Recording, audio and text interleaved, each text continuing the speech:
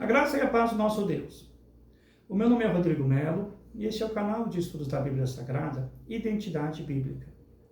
Nesta oportunidade, quero te convidar a juntos estudarmos uma conhecida parábola da Bíblia Sagrada, que é a parábola do Filho Pródigo. Essa parábola, ela se encontra em Lucas 15.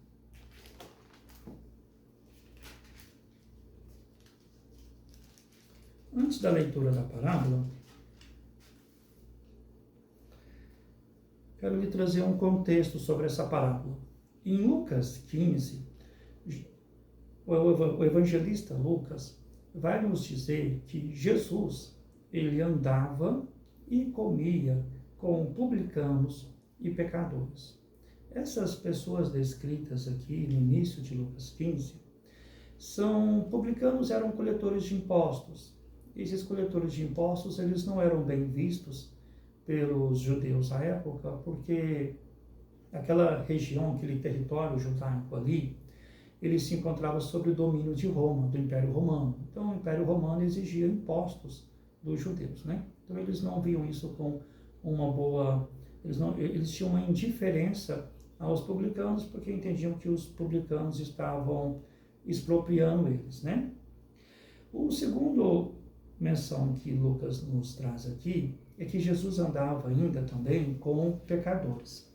Pecadores eram pessoas que poderiam ser gentios. Gentios eram pessoas que viviam naquele território judaico e não eram necessariamente judeus. Além disso, esses pecadores também poderiam ser judeus, pessoas que tinham dificuldade de compreender e aplicar a tradição dos fariseus. Então, Jesus andava com esse grupo de pessoas, publicanos e pecadores. E essas pessoas com quem Jesus andava, gerava, por parte de um grupo religioso da época, que eram os fariseus, uma crítica constante. A Bíblia vai utilizar aqui a palavra murmuração. Murmuravam os fariseus e os escribas. Por quê? Os fariseus, eles criticavam a Jesus porque viam em Jesus uma pessoa que conhecia os escritos sagrados, mas que mesmo conhecendo os escritos sagrados, ele se associava, ele andava, talvez a palavra certa não seria associar, mas ele andava junto com esses publicanos, com esses pecadores. E por isso, Jesus era sempre alvo de uma grande crítica por parte dos fariseus, né? E em Lucas 15, Lucas vai nos narrar uma parábola muito conhecida, que é a parábola do filho pródigo. Essa parábola, o pródigo em si, ele é um exemplo de um arrependimento sincero. Mas até chegar na parábola do filho pródigo, Lucas vai registrar duas outras parábolas de Jesus. Então, Lucas, ele vai aprofundando nas parábolas até chegar na parábola do filho pródigo. Na primeira parábola, Lucas vai nos dizer sobre uma parábola muito conhecida, que é da ovelha perdida. Nessa parábola, havia um pastor que tinha 100 ovelhas e uma se perdeu. Então, ele vai sair à procura dessa ovelha.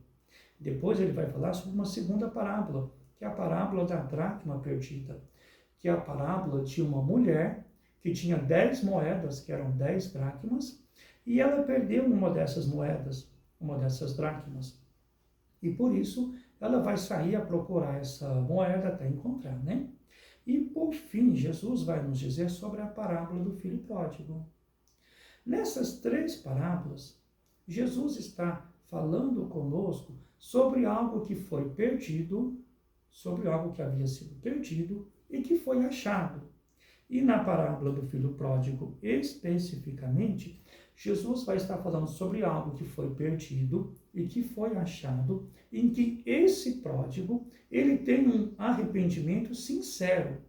O pródigo aqui é o filho de um pai, e esse pai, ele tem 2 filhos, em que um dos filhos vai pedir a parte da herança dele, vai vender essa herança e vai sair a gastar essa herança, e depois de gastar toda essa herança, todo esse dinheiro, ele vai passar a viver em extrema pobreza, numa situação assim, muito difícil, de bastante necessidade, até que ele vai retornar à casa do seu pai, E o seu pai vai perdoar ele e vai fazer para ele uma grande festa, com uma grande alegria, por ter recebido aquele filho que havia saído, que havia se perdido e agora reviveu, agora voltou à casa do pai, né? Então, esse é o contexto em que nós temos aqui em Lucas 15.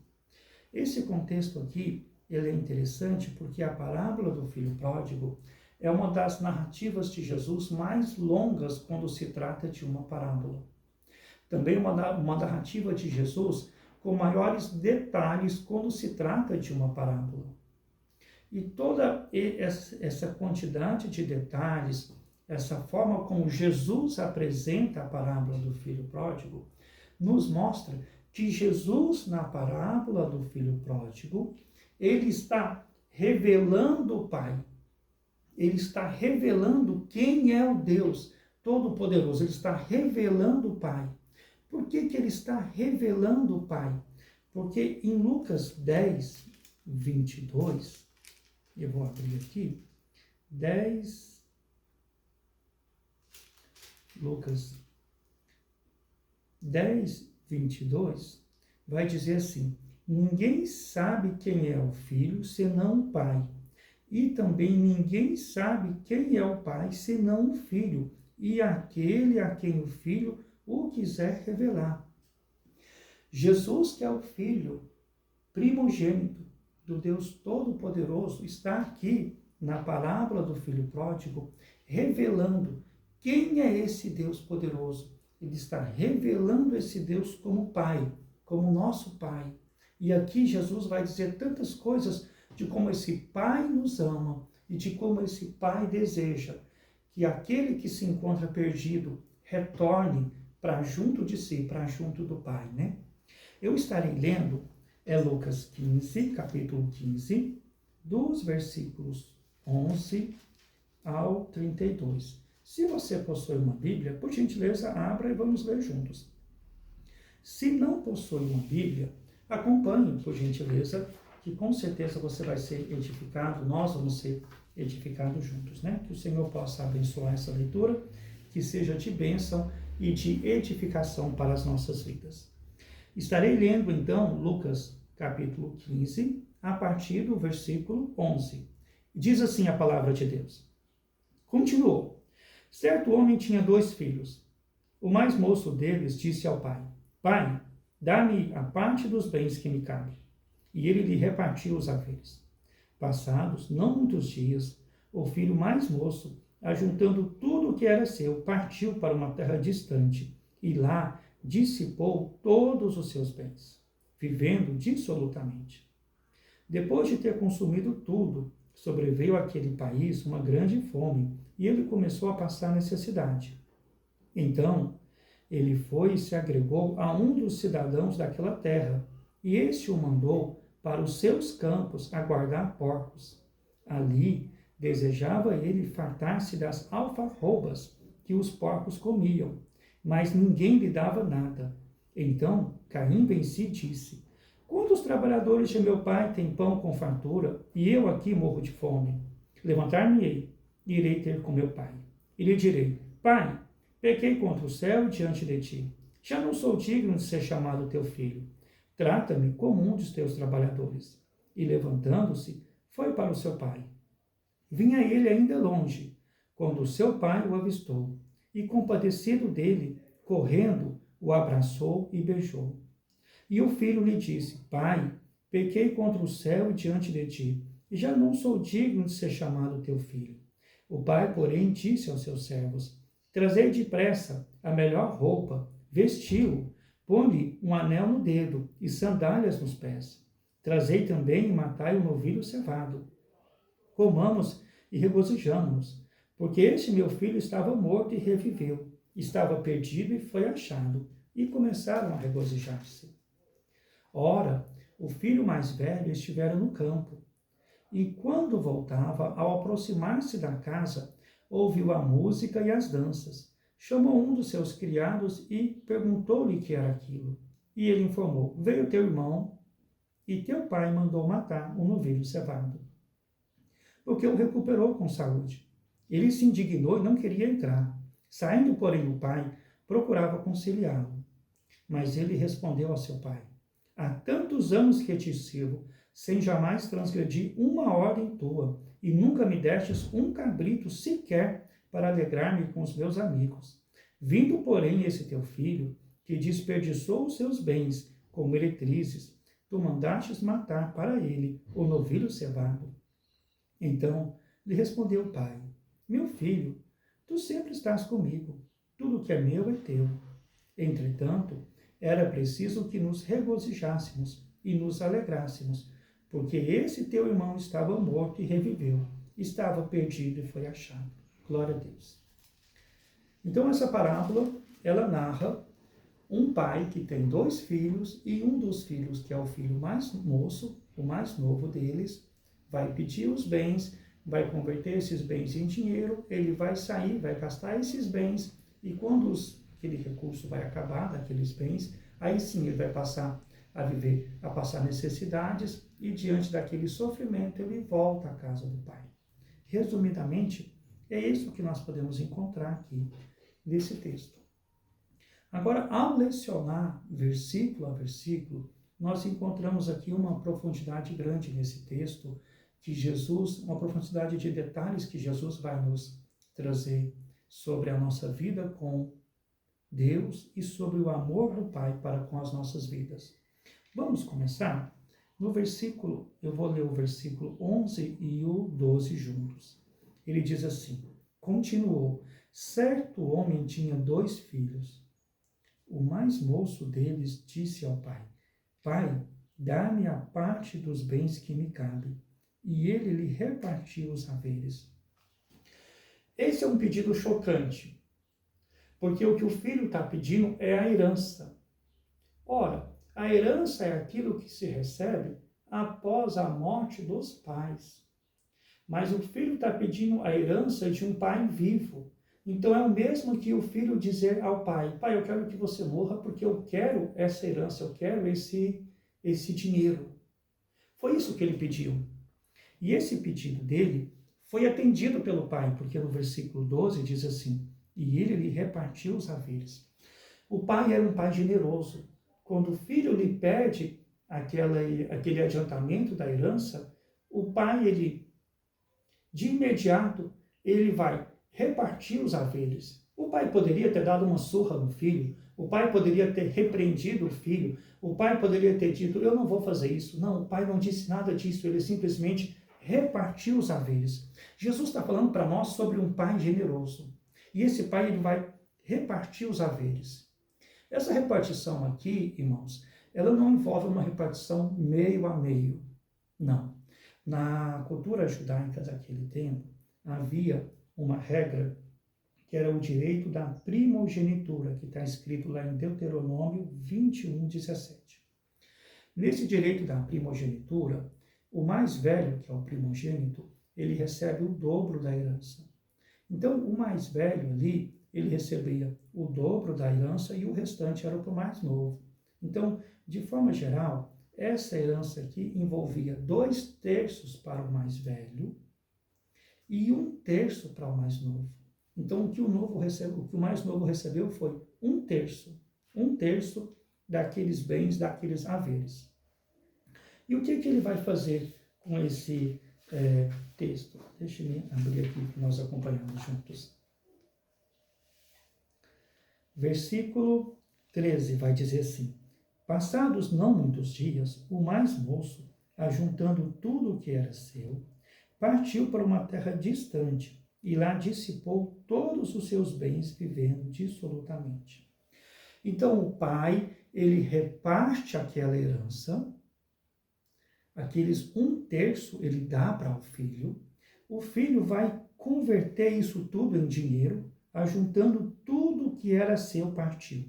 Ele vai converter isso em dinheiro e ele vai sair da presença do pai, porque a palavra diz: partiu para uma terra distante. O filho não queria estar próximo do pai. Ele não queria estar próximo da vigilância do pai. Ele não queria estar próximo de uma eventual cobrança do pai. Ele deixou o pai, ele abandonou o pai e ele simplesmente saiu com todos esses recursos que ele tinha em dinheiro, saiu com tudo isso e foi para uma terra distante. Ele abandonou seu pai e seguiu para uma terra distante.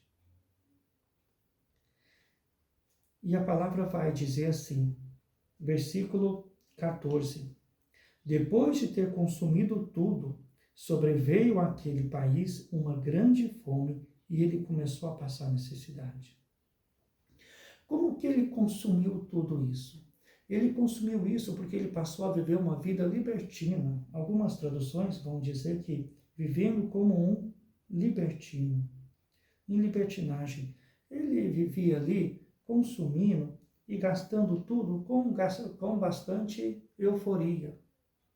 Se nós formos trazer aqui simbolicamente, é aquela pessoa que deixou o nosso Deus e passou a viver a alegria do pecado e a consumir aquilo que o pecado consumir, a gastar intensamente com euforia aquilo que Deus deu. Então, uma pessoa que gasta o corpo, gasta a saúde, gasta o tempo, gasta os bens materiais, gasta tudo com aquela euforia do pecado, com aquela euforia de uma alegria momentânea, de um prazer momentâneo. Então, isso que aconteceu aqui. Então, ele passou a consumir, e ele consumiu tudo muito rapidamente, porque aquela alegria, aquele prazer ali, era tudo baseado numa intensidade, num gasto intenso, e aquele gasto intenso dele, aquela vida de esbanjar o pecado, trouxe a ele, levou ele a perder tudo o que tinha. Então a palavra vai nos dizer que ele havia perdido tudo o que tinha. E naquele país para onde ele havia ido, distante do seu pai, lá distante do seu pai, sobreveio uma grande fome. Aquele lugar onde ele estava, distante do pai, ainda passou por uma situação de grande necessidade. Então, ele já não tinha mais os seus bens e ainda estava num lugar que não era um lugar que tinha como prover para ele sustento, porque todos lá estavam passando por uma grande fome. E a palavra vai nos dizer assim, e ele começou a passar necessidade. Veja, irmãos, que ele deixou o pai, está num país distante e agora está passando necessidade. Mas ele não se resume só a isso.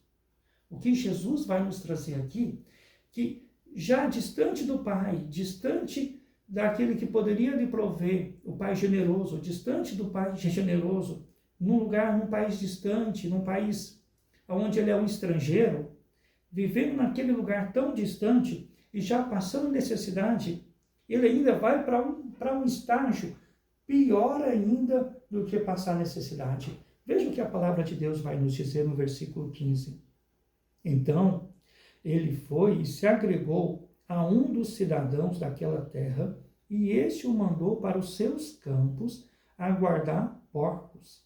Ali desejava ele fartar-se das alfarrobas que os porcos comiam, mas ninguém lhe dava nada. Então veja que ele já estava passando necessidade, e naquele país distante, passando necessidade, ele ainda vai para um estágio pior. Ele vai procurar trabalho, ele vai se ajuntar com um fazendeiro daquelas terras, e aquele fazendeiro, ele vai dizer assim, olha, vai lá para você cuidar dos porcos. Os porcos aqui é uma expressão que Jesus utiliza para mostrar como a vida dele era humilhante, como a vida daquele pródigo se encontrava num estágio de total humilhação. Porque os porcos, para os judeus, eram animais imundos. Então, guardar porcos era uma atividade, um trabalho desprezível para os judeus. E Jesus aqui está nos narrando que esse pródigo, depois de perder tudo o que tinha, ele ainda foi para um estágio pior ainda, que agora ele teria que guardar, que cuidar de porcos.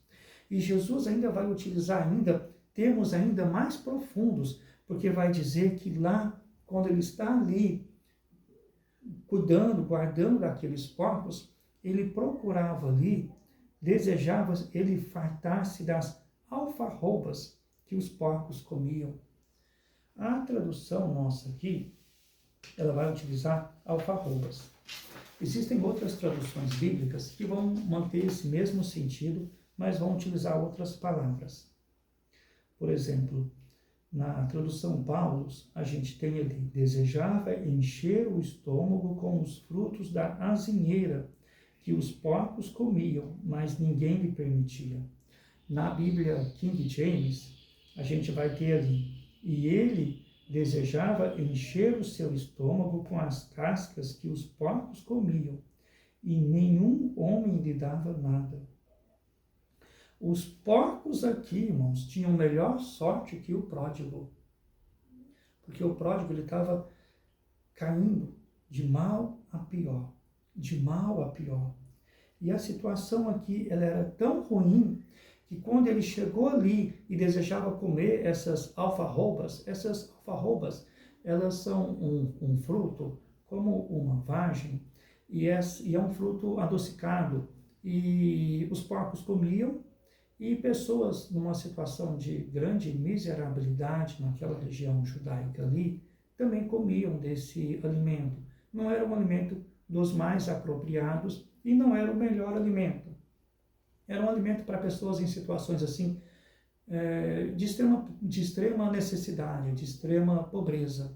Então, ele estava ali desejando comer algo que não era o mais apropriado que as pessoas comiam, que é o que uma pessoa sadia, que uma pessoa bem poderia comer. Não, aquilo era uma situação para uma pessoa muito miserável. Mas a palavra vai nos dizer mais ainda, Jesus vai levar mais ainda a situação desse pródigo.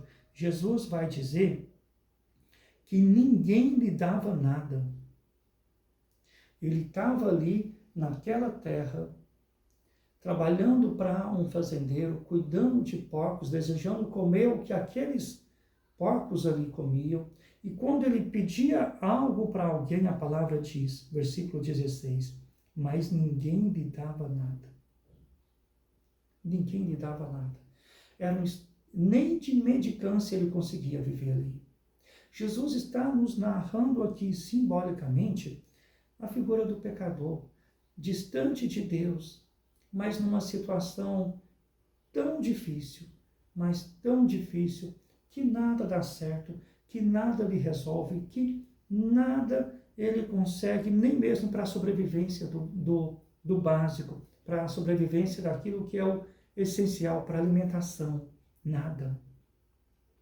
Isso que Jesus está nos dizendo, o estado que o pecado leva o homem, perdendo a saúde, perdendo a família, perdendo emprego, perdendo os amigos, perdendo diversas coisas, e só perdendo e perdendo e perdendo. E Jesus vai dizendo que começa a passar necessidade, depois passa a tentar trabalhar com alguém e vai querer comer dos porcos, da comida que os porcos comem, e depois ainda ninguém quer lhe dar nada. Então era uma situação que era como uma escadinha, que ele ia só descendo, descendo, descendo e descendo. É isso que Jesus está nos relatando aqui. Mas a palavra de Deus vai nos dizer assim, versículo 17. Então, caindo em si, disse: quantos trabalhadores de meu pai têm pão com fartura, e eu aqui morro de fome? Levantar-me-ei e irei ter com meu pai. E lhe direi: Pai, pequei contra o céu e diante de ti. Já não sou digno de ser chamado teu filho. Trata-me como um de teus trabalhadores. Olha que, diante daquela situação de tal miserabilidade, diante daquela situação de tanto sofrimento, Jesus vai nos dizer que esse pródigo, ele vai recobrar o juízo. Ali, naquela situação de sofrimento, o pródigo recobre o juízo. Por quê? Porque nós temos o cristianismo, ele é real quando o homem entende o seu estado de pecado e distância de Deus e procura voltar-se para Deus. O cristianismo, ele é real quando o homem entende aquele estado em que ele vive de consternação, de sofrimento, e ele vê, existe um Deus bom, existe um Deus poderoso, Olha a expressão que ele utiliza aqui, que na casa do pai dele, até os criados tinham comida de sobra, até os escravos, todos os trabalhadores tinham comida de sobra, porque ele está dizendo que na casa do pai dele, a fartura era tanta, mas era tanta fartura, mas era tanta riqueza, que ali o trabalhador mais simples vivia muito bem. Então ele caiu em si, e ele notou aquele estado dele de falência ali, por ter dissipado todos os seus bens, e ele diz assim: vou me levantar, vou sair daqui e vou voltar para a casa do meu pai. Para a casa do meu pai. Simbolicamente aqui, sim, é o pecador que sabe que com Deus existem bênçãos e ricas bênçãos, que estar com Deus é ter e desfrutar de bênçãos e mais bênçãos. Estar na casa de Deus é desfrutar de bênçãos e mais bênçãos e mais bênçãos. É isso que Jesus está aqui revelando para as nossas vidas, mostrando para as nossas vidas. E o texto vai dizer assim, versículo 20. E levantando-se, foi para seu pai. Vinha ele ainda longe, quando seu pai o avistou, e compadecido dele, correndo, o abraçou e beijou. E o filho lhe disse: Pai, pequei contra o céu e diante de ti. Já não sou digno de ser chamado teu filho. Note que quando o filho cai em si, e ele volta à razão, e ele volta à sensatez, ele diz assim: eu vou voltar para a casa do meu pai. E quando ele começa ali a seguir em direção à casa do pai dele, quando ele decide a seguir para a casa do pai dele, Jesus vai dizer que o pai dele o avistou. Ora, o pai na cultura judaica, ele era uma figura reverenciada pela sua sabedoria, pela sua experiência, pelo seu patriarcado. Ele era um patriarca, ele era uma pessoa muito reverenciada. O pai naquela cultura não era o pai que corria atrás do filho, mas era o filho que corria atrás do pai. Era o filho que estava ali sempre diante do pai, perguntando: pai, o que você necessita? O que eu posso fazer por você? O que você deseja que seja feito? Era sempre o filho que corria, estava ali à volta do pai. Mas aqui Jesus está dizendo que esse pai generoso, quando ele avistou o filho, note as palavras que Jesus vai dizer. Avistou o filho. O pai olhou para o filho com um olhar de misericórdia. Olhar de misericórdia. Compadecido, com um coração de misericórdia. E correndo, com pés de misericórdia, o pai saiu correndo ali até o filho. O abraçou, um abraço de reconciliação, de misericórdia. Ele o abraçou, a palavra diz que o beijou, um beijo de misericórdia. O pai teve misericórdia do filho do início ao fim. Do início ao fim. O filho tinha planejado, e ele pensou consigo, uma forma de convencer o pai, de se justificar para o pai. Então, o filho já começou dizendo assim para o pai: pai, pequei contra o céu e diante de ti, já não sou digno de ser chamado teu filho. Enquanto o filho está ali fazendo aquela oração, aquele pedido ao pai, se justificando diante do pai, o pai, Jesus diz que ele é tão generoso, que o pai, ele fala assim. O pai, porém, disse a seus servos, versículo 22, olha só: trazei depressa a melhor roupa e vesti-lo, põe-lhe um anel no dedo e sandália nos pés. Trazei também e matai um novilho cevado, comamos e regozijamos, porque este meu filho estava morto e reviveu, estava perdido e foi achado, e começaram a regozijar-se. O pai, quando o filho vai lá tentar se justificar, o pai já diz para os seus criados, olha a expressão que Jesus utiliza: trazei depressa a melhor roupa. A melhor roupa era aquela roupa que era dada para um convidado de uma festa. A melhor roupa. põe-lhe um anel no dedo, símbolo de autoridade de filho, porque ele era filho, e sandálias nos pés. Por que sandálias nos pés? Porque naquele contexto, os escravos, aqueles que não eram livres, eles andavam descalços. E aqueles que eram livres, eles andavam com sandálias nos pés. Então, o pai está retornando o filho à condição de filho. Trazei também e matai o novilho cevado. O novilho cevado, naquele contexto, as famílias, elas guardavam um novilho, um animal, para comemorações, para festas especiais. E esse novilho era chamado de novilho cevado porque era um novilho gordo, um bom animal para se matar, um bom animal para fazer uma boa festa, um animal com uma carne muito gostosa, muito apropriada para se saciar numa festa. Então esse é o novilho cevado. Era algo guardado para ocasiões especiais, para datas especiais, para momentos especiais. E o pai já diz assim, o novilho cevado, comamos e regozijamos. O pai, quando ele vê o filho, ele o abraça com um abraço de reconciliação. Ele não julga o filho, ele não acusa o filho, ele não lembra o filho, você fez isso, não, ele não lembra nada disso. O pai, quando ele abraça com um abraço de reconciliação. E aquele abraço de reconciliação é tal que é imediato. Ali ele já perdoa o filho, e no momento em que perdoa o filho, ele já começa a colocar o filho naquela condição que é de filho. Naquela condição que é de filho. É um pai muito generoso, é um pai muito amoroso, porque ele ama tanto o filho, está tão ansioso por ver o filho voltar para si, que ele não acusa o filho de nada. Ele não lembra o filho das coisas erradas que fez, não. Ele já perdoa e perdoa com verdade. Aqui nesse versículo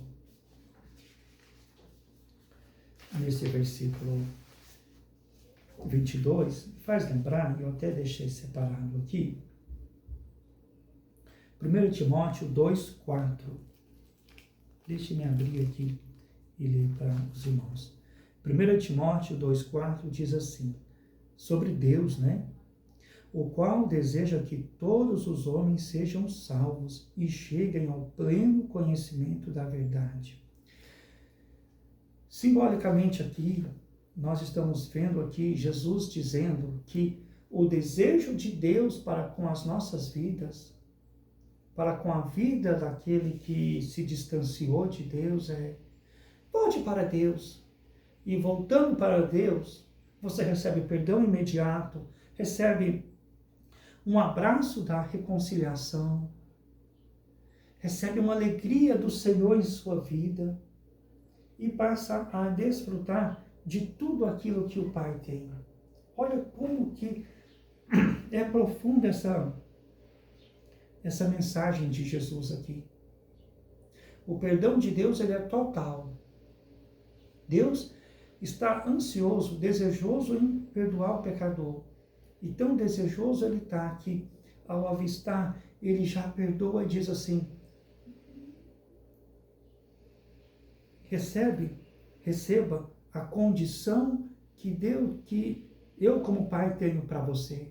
Olha, a melhor condição, a melhor roupa, um anel de autoridade, sandálias para não viver como um escravo. Você não é um escravo, mas agora é um filho. O novilho cevado aqui, a alegria, a festa, a comunhão de estar no corpo de Cristo, pode ser também simbolizado assim como a comunhão de estar no corpo de Cristo, a festa que foi feita, a festa de alegria. Por que essa festa de alegria? Lá em Lucas 15, no versículo 7, diz assim, digo-vos que assim haverá maior júbilo no céu por um pecador que se arrepende do que por 99 justos que não necessitam de arrependimento. Porque existe uma alegria nos céus do pecador, daquele que está distante de Deus, retornar para Deus. Mas vamos continuar o texto. Vamos continuar. O texto vai nos dizer mais ainda. Versículo 25.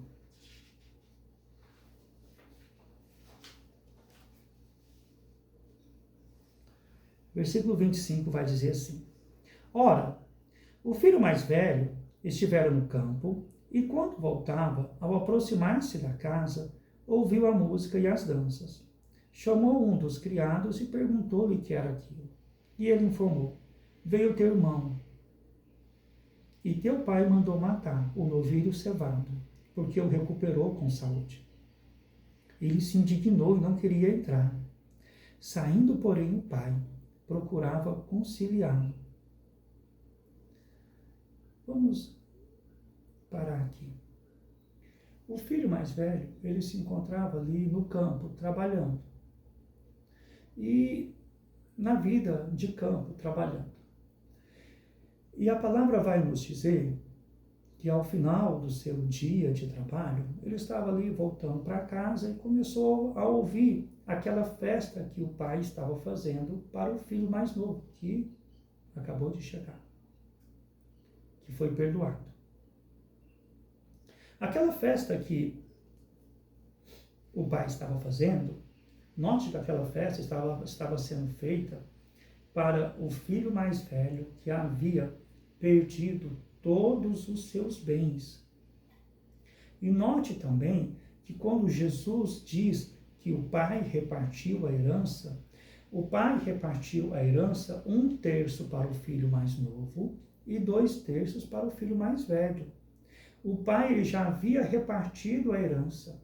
Então o pai ele trabalhava junto com o filho numa parceria, porque a herança já estava repartida. O filho mais novo, o filho mais velho, desculpe-me, ele já tinha a parte dele da herança.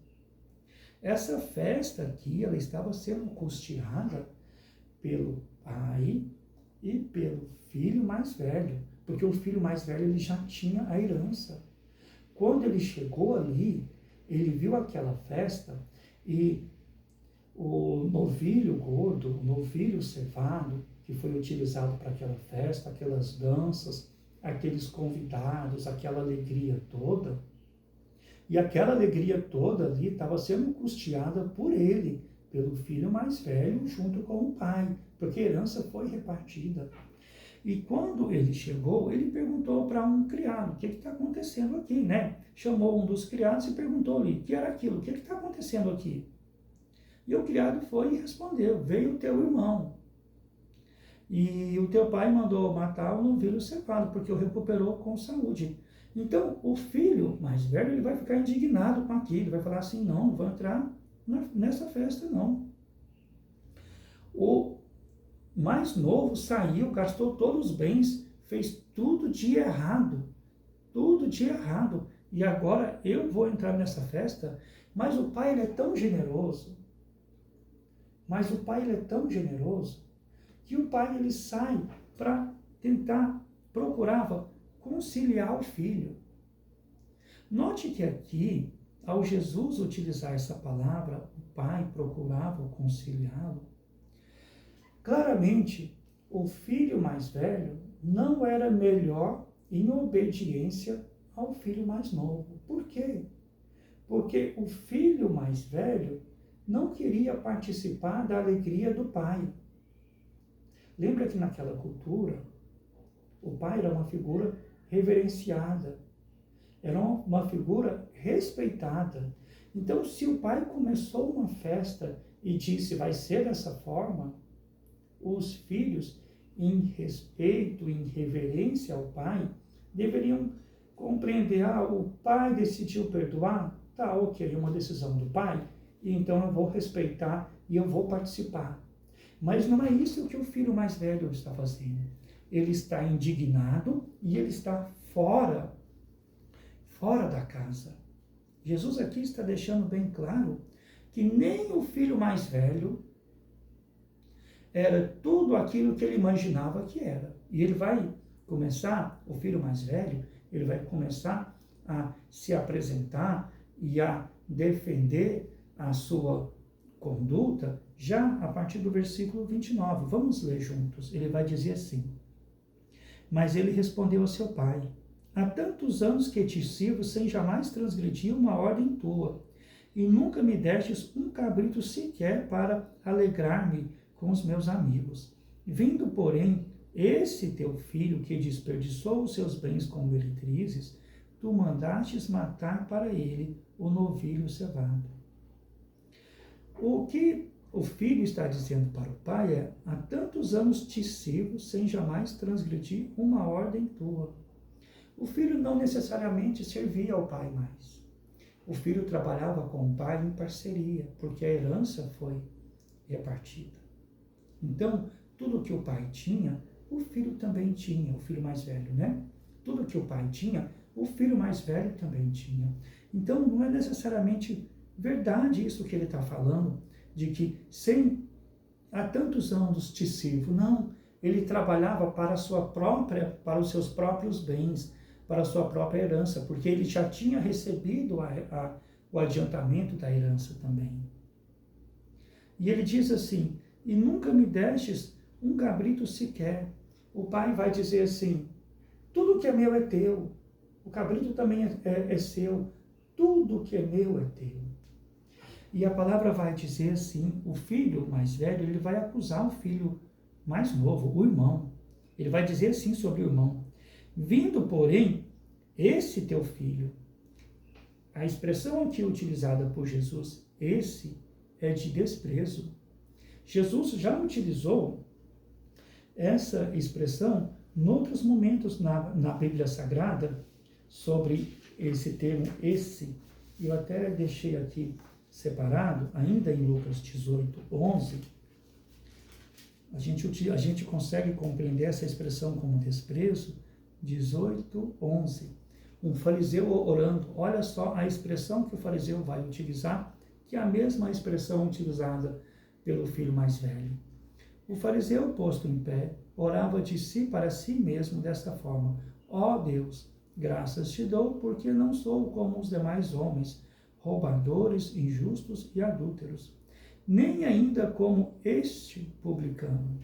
Este publicano, com palavra de desprezo, o filho mais velho utiliza da mesma forma de desprezo para com o filho mais novo, como os fariseus utilizavam de desprezo com os publicanos e pecadores.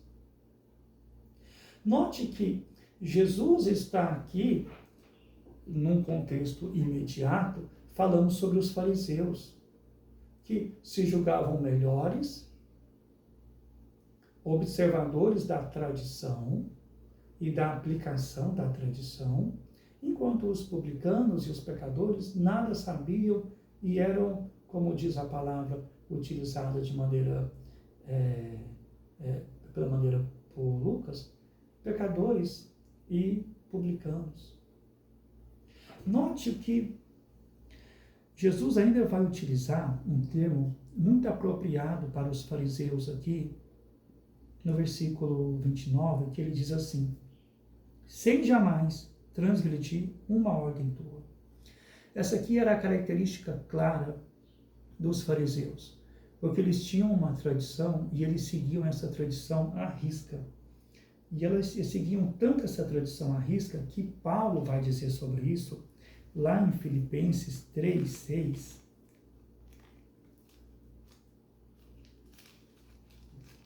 Filipenses 3:6, deixa eu abrir aqui.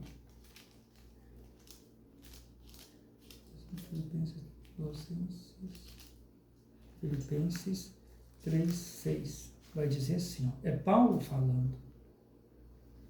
Paulo vai falando que ele foi um fariseu, e como ele foi um fariseu, ele vai falando sobre como ele vivia como fariseu. E ele vai dizer assim, ó, quanto ao zelo perseguidor da igreja. O importante é essa segunda parte. Quanto à justiça que há na lei, irrepreensível.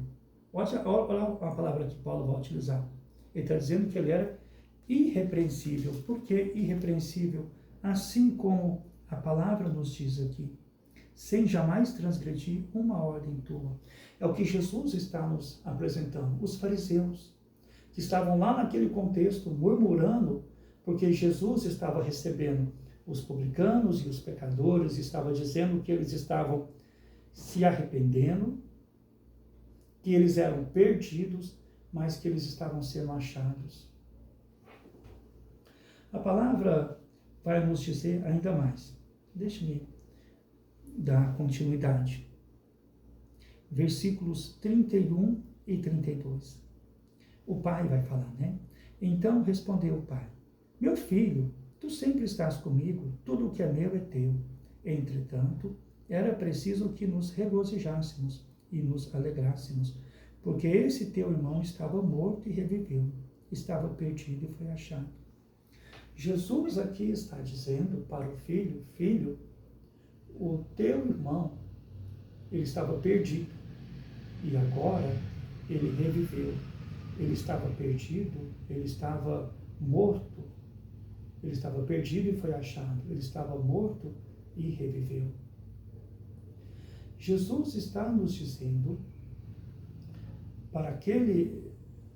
Jesus está nos dizendo através dessa palavra, que o pai, ele está ali convencendo o irmão mais velho da importância que era ver e receber aquele irmão mais novo, que apesar de ter perdido tudo, com uma vida dissoluta, que apesar de ter perdido tudo com uma vida libertina, ele havia voltado. O que Jesus nos apresenta aqui é um pai generoso, muito generoso. O que Jesus nos apresenta também na figura do irmão mais velho, é um irmão mais velho que conhece a lei, que conhece a palavra de Deus, mas que nunca viveu o arrependimento e o perdão dos seus pecados. Que nunca viveu. E Jesus está nos dizendo aqui que aquele irmão mais novo que viveu, ele viveu o arrependimento sincero e teve o perdão dos seus pecados, ele deveria ser recebido, porque ele havia se arrependido sinceramente. O texto bíblico, como nós mencionamos, uma leitura versículo a versículo, ainda que em porções, por conta do tamanho dessa parábola que Jesus nos apresenta, nos relata de uma maneira assim imediata que se trata daquele que é o pecador, que anda distante de Deus e que num dado momento cai em si, num dado momento volta à sensatez, num dado momento volta a andar com lucidez e assim retorna à casa do Pai. O objetivo aqui era um estudo bíblico e nesse estudo bíblico apresentar um comentário da parábola do filho pródigo com uma leitura versículo a versículo, porção a porção, e esse objetivo nosso ele foi alcançado. Eu quero apresentar aqui, de uma maneira bem célere, duas aplicações para esse texto, para as nossas vidas, no nosso contexto de hoje. A primeira aplicação é que a parábola nos mostra a necessidade de um arrependimento sincero, caindo em si. O cristianismo, irmãos, o cristianismo real, ele se dá quando o homem entende a sua distância de Deus, o seu pecado, a sua distância de Deus e a sua necessidade de voltar para Deus. A Bíblia Sagrada que nós temos, que você tem uma Bíblia aí, é interessante que a Bíblia ela narra a tragédia do pecado. Daí que o arrependimento sincero é necessário, porque com o pecado houve a distância da humanidade para com Deus. E daí que é necessário um arrependimento. E esse arrependimento ele ocorre a partir do momento em que o homem cai em si e entende o seu estado de pecado e de distanciamento de Deus e a necessidade de voltar-se para Deus, que é rico em misericórdia, que é rico em amor, que é rico em perdão, que é rico em bênçãos, como Jesus aqui nos ensinou na parábola do filho pródigo. Além disso, uma segunda aplicação que nós podemos ter aqui no texto é que a parábola do filho pródigo, ela não termina no último versículo. Ela não termina. Existem algumas perguntas. Após a festa, os dois irmãos eles vão se reconciliar? Após a festa, como os irmãos vão conviver numa mesma casa paterna? Após a festa, como que esses irmãos, como que vai ser a relação desses irmãos? A paternidade de Deus gera fraternidade entre os irmãos, entre os arrependidos, entre os convertidos. No nosso contexto, hoje, como cristãos, precisamos de ter o mesmo sentimento do Pai para com o perdão e para com o arrependido, e acolher e amar aqueles que são novos irmãos na fé, que começam neófitos, têm um conhecimento da palavra de Deus e que vão aprendendo e que vão se aprofundando. Eles precisam de ajuda em oração, de ajuda no ensinamento da palavra, para que assim possam estar firmes. Novos irmãos, nós como crentes, às vezes mais velhos, né?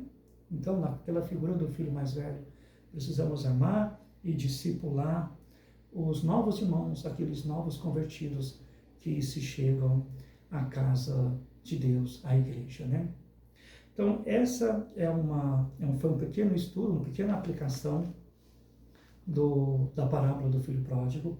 Espero que tenha sido de bênção para cada um das vidas que estão nos acompanhando.